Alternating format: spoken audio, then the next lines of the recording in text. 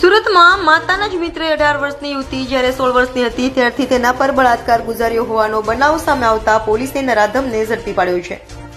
અડાજણ વિસ્તારમાં 18 વર્ષની યુવતી ઉપર દુષ્કર્મ આચરાયું હતું। યુવતી જ્યારે 16 વર્ષની હતી તે સમયથી સતત 2 વર્ષ સુધી નરાધમે દુષ્કર્મ કર્યું હતું। નરાધમ આરોપી કેતન પરમાર કિડ્સ નર્સરી ચલાવે છે અને આરોપી અને ભોગ બનનાર યુવતીના ઘરે અવારનવાર આવતો હતો, જેથી પરિવારમાં દીકરી એકલી હતી ત્યારે એકલતાનો ફાયદો ઉઠાવવાનું એક માધ્યમ બની ગયું હતું। જ્યારે પીડિતા ઘરમાં એકલી હોય ત્યારે અવારનવાર તેના ઘરમાં આવી જતો હતો અને આરોપી કેતન પરમાર પીડિતાને બળજબરીપૂર્વક દારૂ પીવડાવી શારીરિક સંબંધ બાંધવા માટે પ્રયાસ કર્યો હતો।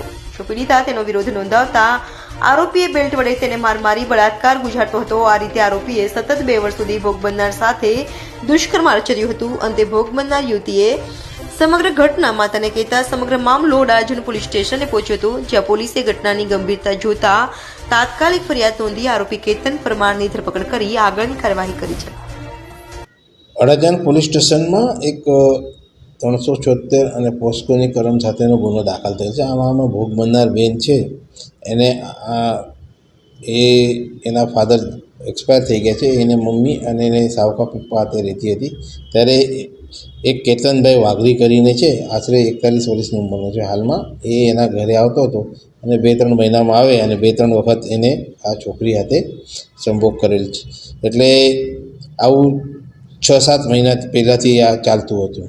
પછી આ છોકરી કોઈને કીધું નહીં, કંઈ નહીં, પરંતુ પછી 2-3 દિવસ પહેલાં એ એના મામાના ઘરે ગઈ ત્યારે એ છોકરીએ એના મામાને અને એના કાકા પપ્પાને કીધું એના તો પછી એ લોકો અડાજણ પોલીસ સ્ટેશનમાં ફરિયાદ કરવા આવેલ અને અડાજણ પોલીસે તરત જ એમની ફરિયાદ લઈ અને આ ગુનો દાખલ કરવામાં આવેલ છે અને આરોપીને પણ અટક કરવામાં આવે છે। આરોપીનું નામ કેતનભાઈ વાઘરી છે, જે આશરે 41 વર્ષનો છે અને અગાઉથી લગ્ન છે, એને 2 છોકરા અને 1 છોકરી છે સંતાનમાં, અને હાલમાં આરોપીને અટક કરેલ છે। આરોપી શું કરે છે અને કઈ રીતે? એ આરોપી એજ્યુકેશન પ્રી પ્રાઇમરી એજ્યુકેશનની સ્કૂલ ચલાવે છે અને કંઈ ટ્રસ્ટ પણ ચલાવે છે। કઈ રીતે સમગ્ર મામલો ચાલે? સમગ્ર મામલો આ છોકરી એના મામાના ઘરે ગયેલી ત્યારે એ છોકરીએ એના મામાને આ વાત કરેલી। પછી એ લોકોએ નિર્ણય લઈને અડાજણ પોલીસ સ્ટેશનમાં આવેલ અને એ લોકોએ ફરિયાદ આપેલ છે અને ગુનો દાખલ કરવામાં આવેલ છે।